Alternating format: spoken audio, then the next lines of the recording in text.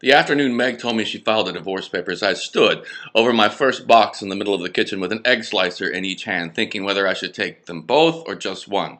We had two of these egg slicer contraptions, absolutely essential these, a blue one and a white one, both wedding gifts. You wouldn't think two completely different people would spring for the egg slicer. Anyway, I remember thinking, no, Meg likes blue. She should have the blue one.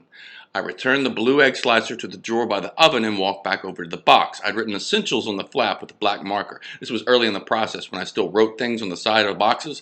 I knelt down over this box thinking, they'll never be together again. And I was sad for the egg slicers, for the blue one and the white one. I held the egg slicer up for a second before I put it in, giving it a good last look of the kitchen. Then I laid it down on top of the cutting board. That's when I remember, the cutting board. Lying there on the acupuncture table with pins in my back, I could see that cutting board in that box so clearly. At just such an angle on top, inside the box marked essentials. Being the very first box I packed, I moved into the garage, and I moved it in there with all the other boxes that came after it. It hasn't even ever been moved. In fact, I knew exactly where it was. Anticipating so many boxes, I'd put it in the far corner. I was sure it was still in that corner by itself. I could see it. I want to give Meg that cutting board. Even though it was mine, I wanted to see that I don't care about any of it.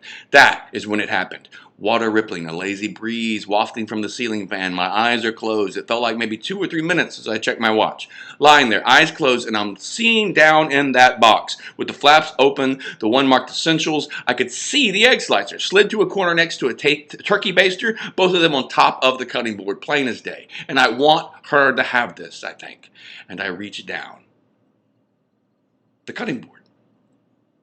I'm standing there, reaching down into the box, touching that cutting board. There's a cutting board in my hand. It was my garage, so I recognize it. My boxes, that dartboard, the hook where I used to hang my bike. See what I'm telling you? Suddenly, I'm standing in my ex-wife's garage in my underwear with a cutting board in my hand.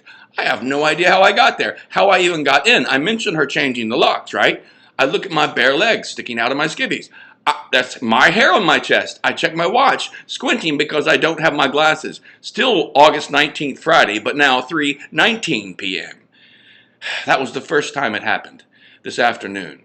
And this is my first entry documenting my strange gift. I slipped across space without the use of time.